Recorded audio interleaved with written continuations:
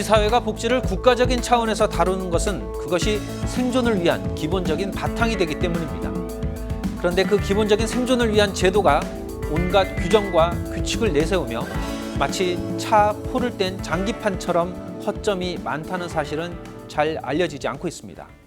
갈 길이 먼 장애인 활동 지원 제도와 희생을 강요받고 있는 활동 보조인들의 이야기입니다.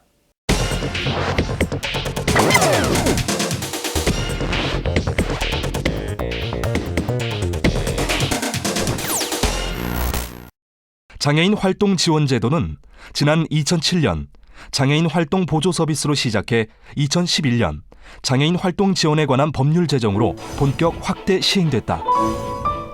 전국 중증 장애인의 자립 생활에 반드시 필요한 장애인 활동 지원 제도의 현주소를 점검해 본다.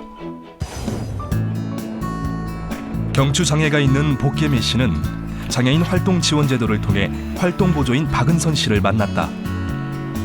혼자서는 일상생활, 사회생활이 어려운 중증 장애인에게 신체 활동 및 이동 지원, 가사 지원, 사회활동 지원 등의 활동 보조 서비스 등을 제공하며 자립생활을 지원하고 그 가족의 돌봄 부담을 경감하는 장애인 활동 지원 제도.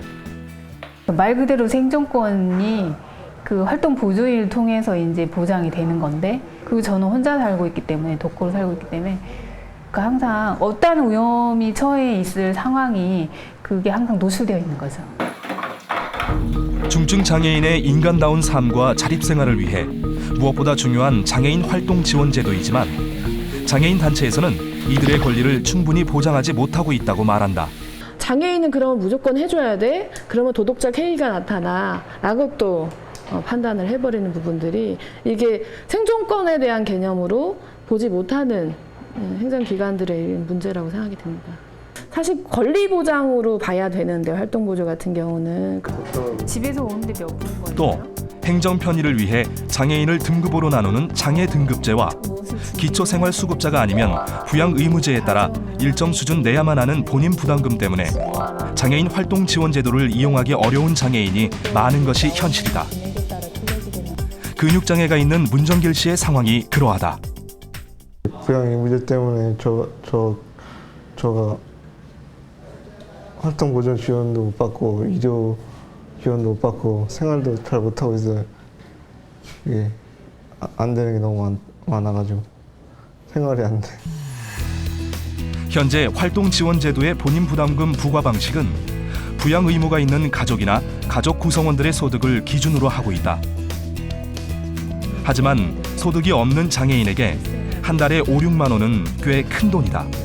때문에 문정길 씨처럼 활동 지원 서비스 대상자여도 본인 부담금이 부담돼 스스로 활동 지원 서비스를 포기하는 등의 문제가 발생하고 있다.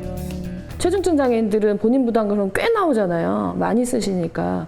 그렇게 되면 막 아까 말씀하신 대로 불법을 저지를 수밖에 없는 거예요. 누구 조카 이름으로 그 집을 명의를 바꿔놓는다든가 뭐 한다든가. 그래서 최대한 차상이라도 만들어 보고 이런 부분들이 불법을 자행하게 만드는 거죠, 현실에서. 복지부가 내놓은 활동 지원 서비스 추가급여 수급 요건 중 독거 및 취약가구 인정범위 수정안에 따르면 활동 지원 서비스 추가급여의 독거 가구 인정 범위를 주민등록상 1인 가구로 정하고 있다. 그래서 문정길 씨는 쉽지 않겠지만 자립생활을 상담 중이다. 이제 10월 달쯤에 저가 집에만 있어가지고 그냥 어디로든 가보고 싶어요. 여행 가고 싶어요. 그래서 거기 여행 가가지고 2박 3일이든 거기서 자고 그래 봤으면 좋겠는데, 혼자서는 숙박하러 못 가잖아요. 그냥 여기만 근처만 왔다 갔다 할 수 있는데 하룻밤 자는 거는 누구의 도움 없이는 못 하거든요. 휠체어에 내리는 것도 도와줘야 되고 올라가는 것도 도와줘야 되기 때문에 네, 여행 가고 싶어요. 지역사회에서 장애인의 자립을 돕고 가족의 부담을 덜기 위해 만들어진 활동 지원 제도가 가족을 해체시키는 꼴이 된 것이다.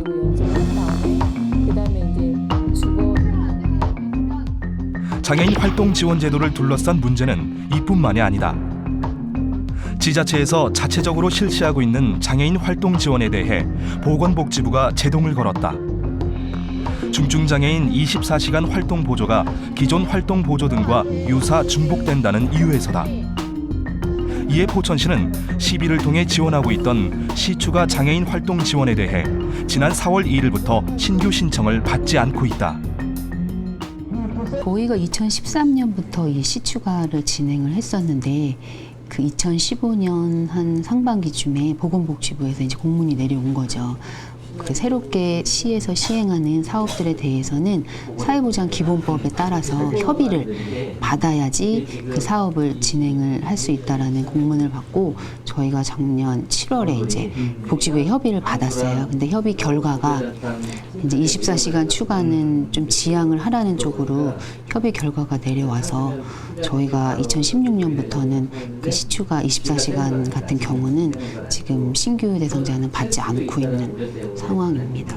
생존권에 대한 문제이기 때문에 예산의 논리로서 그게 과연 그게 맞는 건지 저는 이제 그거가 의구심이 생기고요. 보건복지부에서 이제 응급수면 서비스 돌려라라고 그 하니까 이제 시에서도 그걸 따르는 것 같아요.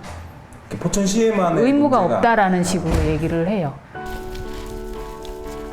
보조인 없이는 혼자서 생활이 불가능한 경추장애를 가진 김대준 씨.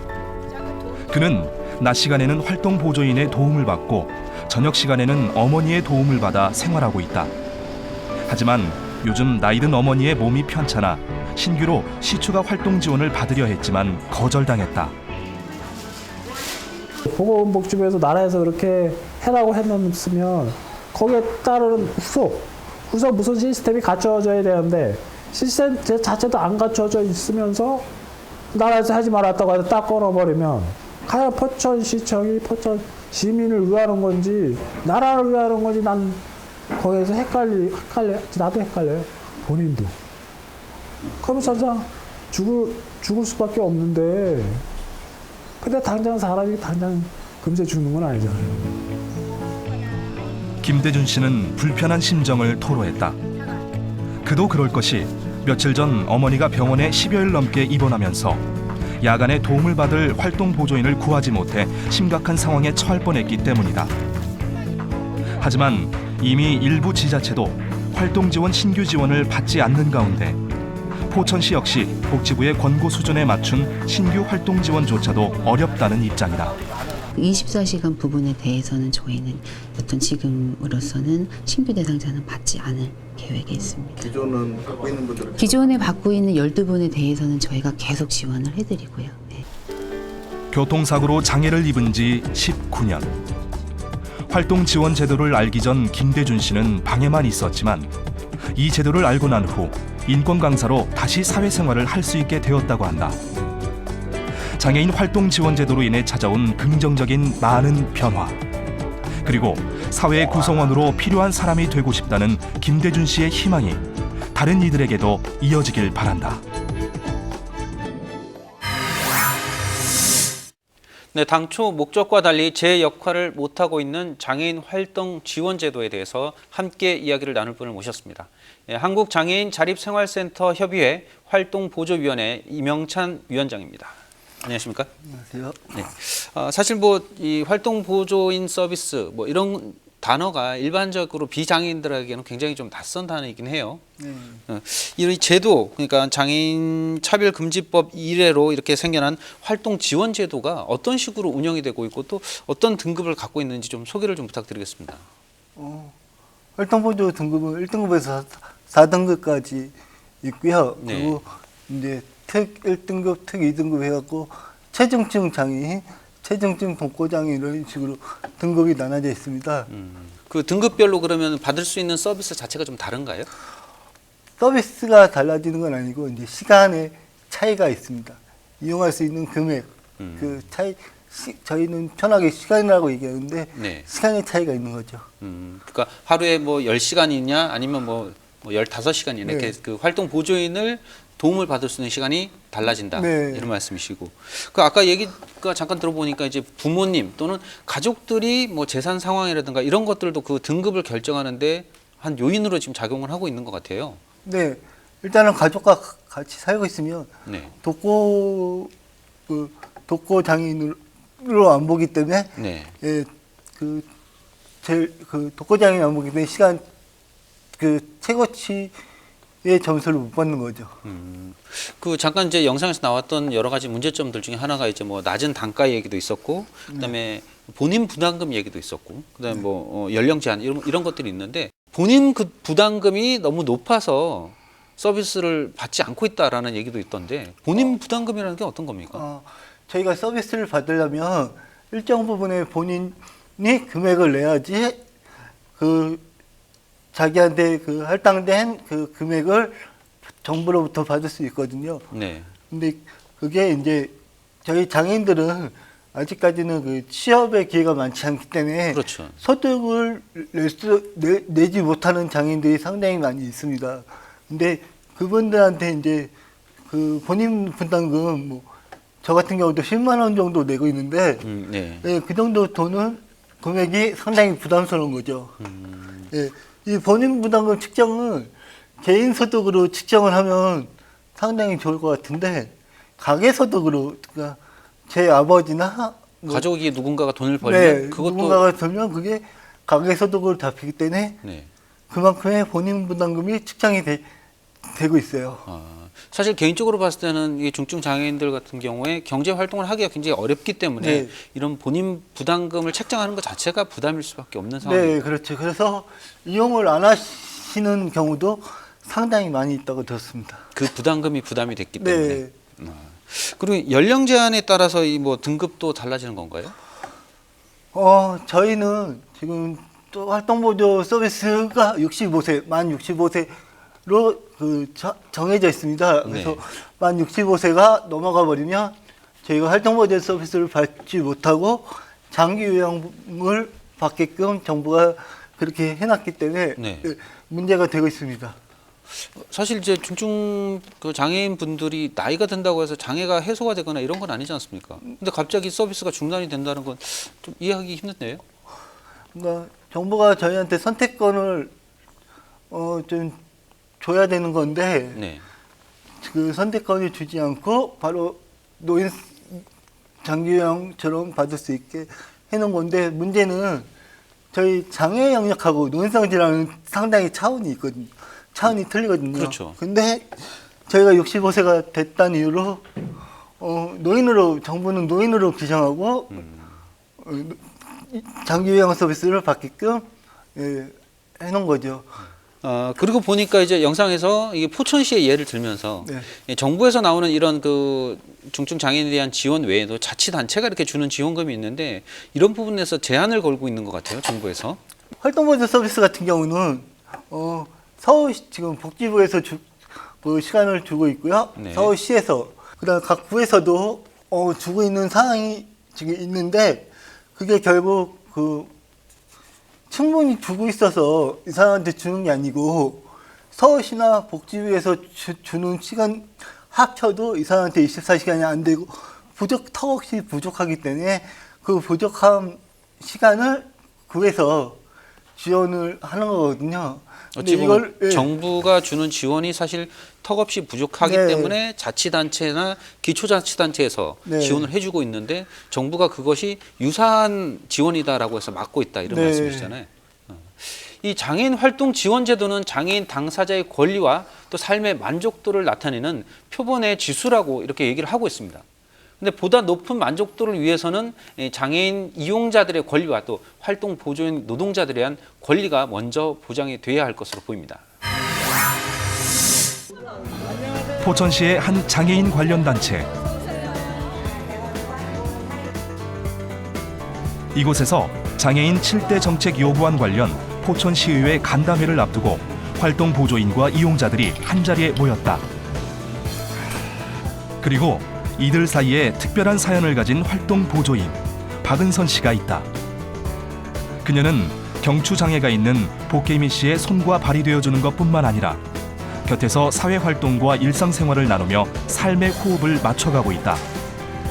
무엇보다 우울증이 있었던 박은선 씨는 활동 보조인으로 일하며 자신에게도 많은 변화가 찾아왔다고 한다.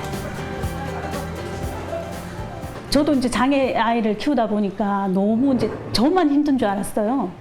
저희 아이만 힘들고 나만 힘들고 이 일을 하면서 우리 아이보다 나보다 또 힘든 사람들이 너무 많고 내 위치가 오히려 그래도 나은 행복할 수도 있겠구나. 그런 것도 많이. 그러니까 오히려 심리 치료를 제가 받았다고 해야 되겠죠? 이용자인 복개미 씨가 상담사로 일하는 사이 박은선 씨는 자연스레 복개미 씨의 일을 돕는다. 활동 보조인과 이용자. 남들은 돈으로 묶인 지극히 일적인 관계라고 생각할 수 있지만 그녀의 생각은 다르다. 돈으로 따진다고 생각해가지고 일을 못하는 거죠. 내가 돈을 많이 벌기 위해서 일을 해야 되겠다 하면 못하는 거고요. 또 봉사만으로 또 생각을 해가지고 하면 또 못해요. 그게 오래 못 가더라고요. 이용자와 활동 보조인이 가족처럼 지내도 가장 힘들어하는 부분이 몸을 쓰는 부분이다. 이는 남성 활동 보조인에게도 힘든 일이다. 힘들죠. 잠을 충분히 잘 수가 없으니까 밤에도 일어나서 소변, 용변 처리해야 되고 이제 치의 변경 같은 것도 해줘야 되니까 그런 게 좀 어렵죠. 장애인의 전반적인 생활을 돕는 활동 보조인. 단순히 중증 장애인의 생활을 보조하는 역할에 그치지 않고 삶을 함께 살아가는 동반자이기에 신체적 어려움이 따른다. 하지만 이보다 활동 보조인을 힘들게 하는 것은 따로 있으니 바로 활동 보조인의 근로시간 제한이다. 장애인 활동 보조인의 경우 초과 근무가 많은 실제 상황을 반영하지 않고 활동지원기관은 복지부의 공문에 따라 활동 보조인 노동시간을 월 208시간으로 제한하고 있다. 때문에 김대준 씨의 활동 보조인으로 호흡을 맞추고 있는 강명주 씨는 복수의 활동지원기관에 등록해 활동하고 있다. 또 시간 맞춰 써야 되잖아요. 근데 우리가 하루에 8시간밖에 결제할 수가 없어요. 근데 이동이라는 게 아시다시피 사회생활이 8시간에 들어오는 보장이 있겠습니까? 그 바꿀 수가 없잖아요. 그러면 제가 어쩔 수 없이 2기간을 이용할 수가 밖에 없어요. 그러면 결제를 이제 일을 해야 되는데 그 시간에 결제를 하고 있어야 된다는 그렇다 무료 서비스는 아니지 않습니까? 그런 애로사항이 있다는 거죠. 일에 집중해야 되는데 내 시간, 돈이니까 그것도 그 결제해야 된다는 그런 강박감요? 그게 좀. 활동 보조인들이 겪는 어려움은 이뿐만이 아니다. 그동안 장애인 활동 지원 제도는 장애 정도와 상관없이 모든 장애인에게 동일한 시간당 단가를 적용했다. 그러다 보니 상대적으로 경증인 장애인에게 서비스를 제공하려는 사례가 늘고 활동 보조인의 업무 난이도가 높은 최중증 장애인을 기피하거나 오래 계속 일하지 못하고 힘들어서 일을 그만두는 활동 보조인도 많다고 한다. 사람들이 얘기 들어봤을 때 우리도 그렇지만 같은 건 편하고 좀 그렇잖아. 힘든 것보다 편한 게 좋잖아 사람이. 근데 이게 체중증이다 보니까 일이 좀 많이 가야 되냐. 그러니까 같은 돈을 줬는데 왜 굳이 그런 힘든 일을 하냐 이런 게 있더라고요. 그러면 그 힘들게 일하는 사람의 보상 심리로 조금은 차등을 줘주면 좀 더 일에 보람이 있지 않을까 생각은 합니다. 오래 일할 수 있고 또. 활동 보조인 기피 현상 문제가 불거지자 지난 3월 보건복지부는 장애 정도와 활동 지원 필요성에 따라 가산 수당을 지급한다고 밝혔다. 누군가는 말한다. 활동 보조인의 역할은 장애인에게 손발이 되어주는 것이 아니라 부족한 부분을 채워주는 것이라고. 그리고 강명주 씨도 말한다. 장애 특성에 따른 습관이나 행동을 이해할 때 활동 보조인으로서 보람과 자부심을 느낀다고. 20년 동안 집에 계셨는데 집에 있다 보니까 시야가 좁게 되셨어요. 보는 관점도 되게 좁더라고. 근데 사회생활 하면서 넓어지고 다른 선생님 같은 비장애인과 똑같은 이제 말을 하고 행동하시니까 너무 이제 좋더라고. 그거에 대해서 이제 제가 그거에 이제 한몫을 했다는 그게 자부심. 예. 사회생활 할 수 있게끔 도와줬다는 거예요. 사람들이 웃기겠지만 제가 설립 아니고 이분이 헬레켈레 될 수도 있다는 거 아닙니까? 그러니까 이 직업도 좋은 직업이라는 거. 내가 없으면 못 하는데 이제 저렇게 할 수가 있구나 하는 걸 그런 거를 가지고 이제 보람을 느끼고 자부심을 갖고 있죠. 힘들지만. 내가 한 8년 지금 활동보 선생님들을 겪고 있는데 약간은 활동보 선생님들 갈등도 없을 수가 없어요. 남이니까. 근데도 이제 잘 맞춰가면 진짜 없어서는 우리한테는 없어서는 안 되는 그런 직업이 된 것 같아요. 장애인들. 아침에 일어나 잠자리에 들기까지 하루 24시간. 중증 장애인의 일상생활은 장애인 활동 보조인과 함께라고 해도 과언이 아니다. 그러나 이용자의 부담이 늘어나면 결국 활동보조인의 일자리도 없어진다. 향후 이런 문제가 반복되지 않도록 제도적 개선을 모색해야 하지 않을까. 장애인 활동 보조 지원 제도의 핵심은 이 장애인들이 얼마만큼 많은 서비스를 받을 수 있느냐라는 부분과 이 서비스를 해줘야 되는 활동 보조인들의 처우 개선에 대한 문제, 이렇게 나눠볼 수 있을 것 같은데요. 앞서서 말씀하셨지만 일단 뭐 우리가 보통 얘기하는 단가라는 측면에서 봤을 때 이분들이 받는 게 시간당 한 9,000원 정도인가요? 네, 지금 시간당 9,000원 정도 그 정해져 있고요. 그다음에 주말과 야간에는 8시간까지만 13,500원 정도로 측정이 돼 있어요. 8시간까지만. 장애인 활동 지원 서비스에 대해서 또 시청자 여러분, 그리고 실제로 이제 여러 가지 정책을 담당하시는 분들에게 마지막으로 이런 부분은 꼭 개선해야겠다, 이렇게 하고 싶은 말씀이 있으시다면 한 말씀 부탁드리겠습니다. 2015년도부터도 이 활동보조 제도는 문제가 있다. 복지부 지침에서는 각종 수당이라던가 이런 걸로 복리후생 차원에서 활동보조인들한테 다 지급해라 라고 하고 있지만, 실질적으로 복지부에서 주는 예산 갖고는 해결을 하지 못하는 상황입니다. 근데 지금 2016년도에 들어와서는 지금 최저임금이 많이 오르지 않았습니까? 네. 근데 시급은 불과 200원에서 300원 정도밖에 오르지 못하고 있는 상황이에요. 그래서 그 최저시급도 중개기관에서 지금 활동보조인에게 제대로 챙겨주지 못하는 상황. 이게 노동법으로 본다면 되게 범법행위가 이루어지는 거거든요. 근데 그 범법행위가 저희 중개기관이 하고 싶어서 하는 게 아니고 복지부의 그런 지침을 하다 보니까 저절로 발생되는 그런 원인이거든요. 네. 그래서 이런 문제를 급하게 해결을 해야 되지 않나 생각이 듭니다. 이 장애인 활동 보조 서비스 자체가 장애인들에게 지원을 하기 위한 것이니만큼 좀 더 세부적으로 장애인들의 입장을 정리할 필요도 있고, 무엇보다 이제 활동 보조인들에 대한 처우 개선이 중요해 보입니다. 네, 지금까지 한국장애인자립생활센터 협의회 활동보조위원회 이명찬 위원장이었습니다. 감사합니다. 감사합니다.